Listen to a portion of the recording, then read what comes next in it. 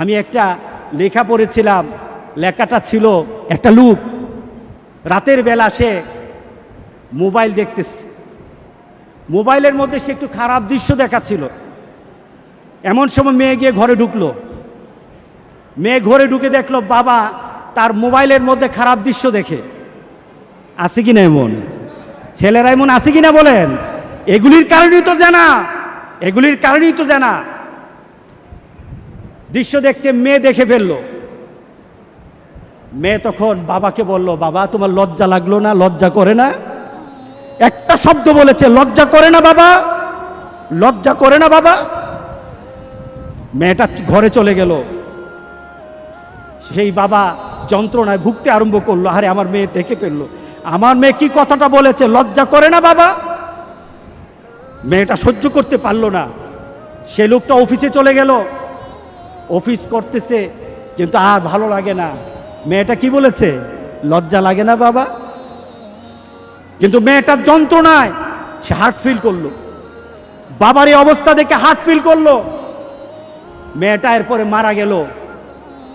বাবা যখন বাড়িতে ফিরে আসলো, মেয়েটা বাবার মাথাটা নোয়া, লজ্জিত একটা মুখ। এখনই আমার মেয়ের সাথে দেখা হলে আমার কানে বাজতেছে, আমার মেয়ে আমাকে বলেছে লজ্জা লাগে না বাবা। আমি কিভাবে আমার মেয়ের সামনে যাব, আমি কিভাবে আমার মেয়ের সামনে যাব?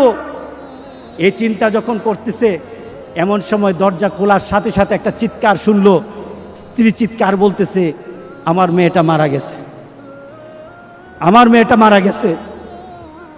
বাবার কানে তখন বাজতেছিল রাতের কথা, লজ্জা লাগে না বাবা। তার দাফন হলো, তার জানাজার ব্যবস্থা হলো।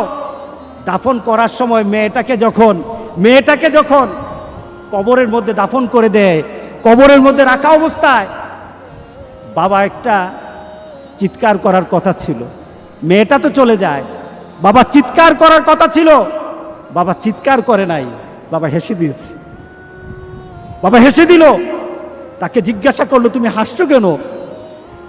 আমার মেয়েটা চলে গেছে, আমার কলিজার টুকরাটা চলে গেছে, কিন্তু আমার জীবনের মধ্যে একটা আঘাত দিয়ে পরিবর্তন করে গেছে।